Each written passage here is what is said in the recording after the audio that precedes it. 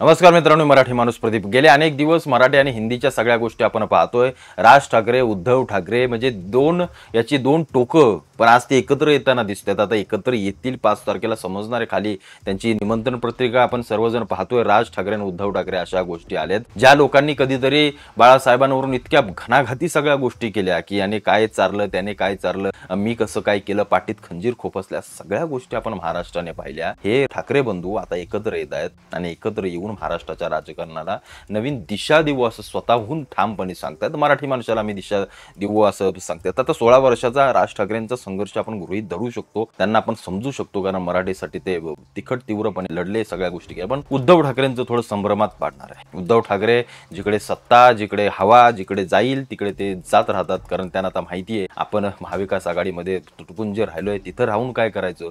राज सोबत एकदा आपली तलवार आजमावून पाहू, जर तिथं धार लागली तर ठीक, नाही तर आपली पुन्हा मेहनत घालायला तयार आहोत आपण। आता या दोघांनी एकत्र येण्याचा फायदा या दोघांना किती होईल, काय होईल, येणारा काळ सांगेल, त्याच्यावरती मी बोलेन देखील। त्यांचा फायदा नक्की कोणाचं नुकसान आहे।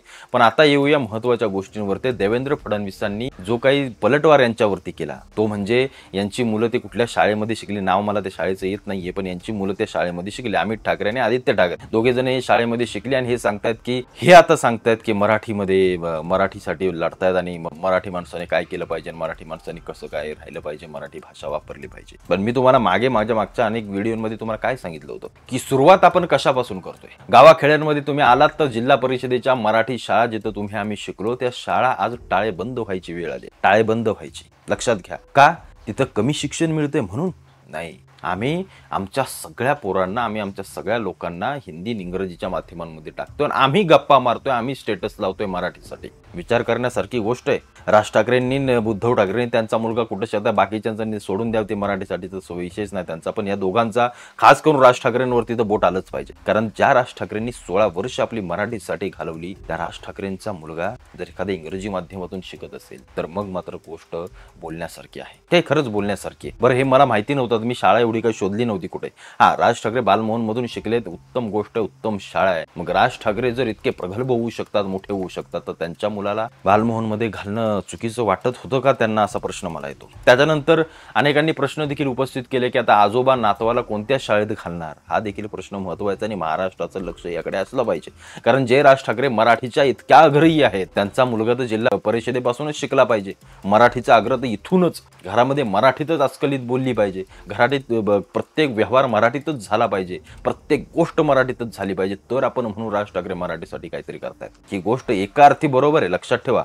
कारण जो माणूस बोले तैसा चाले त्याची वंदावे पावले, जो जसा बोलेल त्यानं तसं चाललं पाहिजे। राज ठाकरे मराठीसाठी लढतायत तर त्यांनी मराठीच्या प्रत्येक गोष्टीत आपल्या सगळ्या गोष्टी ठेवल्या पाहिजेत। आपल्या मुलांपासून, आपल्या संपूर्ण कुटुंबापासून, आपल्या सगळ्या पक्षापासून, यांच्या पक्षातल्या प्रत्येक नेत्याची किंवा कार्यकर्त्याची पोरं ही मराठी शाळेत शिकली पाहिजेत। हा सगळ्यात महत्त्वाचा प्रश्न आहेच। आम्ही तेव्हा त्यांना समजू आम्ही कडवट, तुम्ही कडवट आहात म्हणून, आणि समजलं पाहिजे तुम्ही लढताय तुम्ही काही विषयांसाठी, पण ते राजकीय वाटतंय, ही गोष्ट लक्षात ठेवा, ही गोष्ट राजकीय वाटते।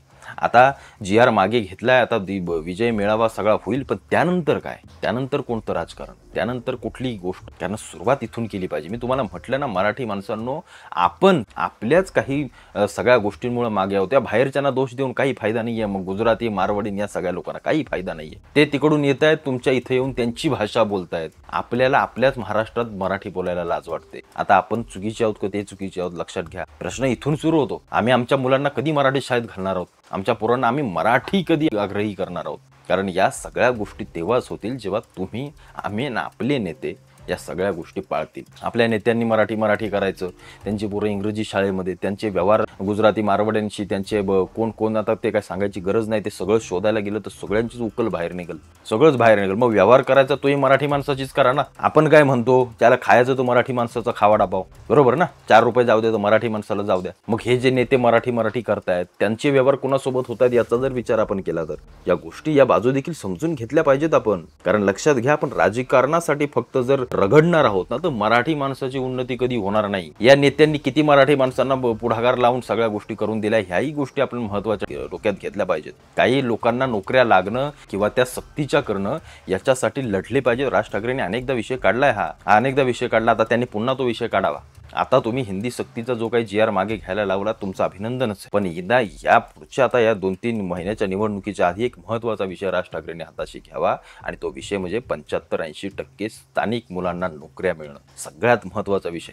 त्याच्यासाठी काय पेटवता येईल ते रान पेटवा, कारण तुमच्यामध्ये क्षमता आहे. पण जे काही या सगळ्या गोष्टी पाळायच्या आहेत त्या पाळाव्याच लागतील. कारण होणार कसं मग, लोकांसांगे ब्रह्मज्ञान आपलं कोरडं पाषाण या उक्तीप्रमाणे जर सगळ्या गोष्टी लावायच्या झाल्या तर आपणच चुकीचे ठरतो की नाही. राज ठाकरे जर अस्खलित मराठीवर प्रेम करणारे असतील तर त्यांच्या घरातली प्रत्येक गोष्ट ही मराठीशिवाय कधीही पुढे इकडे तिकडे सरकता कामा नये, ही गोष्ट लक्षात घ्या. कारण तुम्ही जर बाकीच्यांना उपदेश करताय की मराठी जगणार कशी, शाळांपासून जगणारे, लक्षात ठेवा मराठी. कारण मराठी येते कधी, तुम्ही शाळेत नाही गेलात तरी तुमची मराठी तर अशी तुमच्या घरापासून, आई वडिलांपासून ऐकून बोलू लागताय.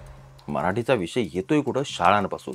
मग त्याच्यासाठी मराठीमध्ये आपली पोरं शिकली पाहिजेत. याच्यासाठी नेत्यांपासून सुरुवात झाली पाहिजे, खालच्या शेवटच्या कार्यकर्त्यांपर्यंत, प्रत्येक मराठी माणसांपर्यंत. की आपला पोरगा जिल्हा परिषदेपासून मराठीपासून शिकला पाहिजे. या सगळ्या गोष्टींचा विचार करता, सारासार विचार करता खरोखर एक प्रश्न महत्त्वाचा पडतो की राज ठाकरे किंवा उद्धव ठाकरे असतील किंवा ते दोघांचंच पकडा, कारण मराठीसाठी अत्यंत आता सगळ्या झुंजीत त्यांच्या नातवांना, आता उद्धव ठाकरेंना तर नातू नाही पण राज ठाकरेंचा नातू आहे, त्यांच्या नातवांना कुठल्या शाळेत घालणार हा सर्वांसमोर प्रश्न आहेच. आणि या सगळ्या गोष्टीतून त्यांचं औदार्य जर मराठीसाठी त्यांनी दाखवलं तर खरोखर एक उत्तम गोष्ट असेल. कारण आपण नुसतं बोलण्यात काहीही अर्थ नाहीये, कारण लोकांना जर आपण करायला सांगतोय तर आपण सुरुवातीला त्या सगळ्या गोष्टी पाळणं अत्यंत महत्त्वाचं आहे.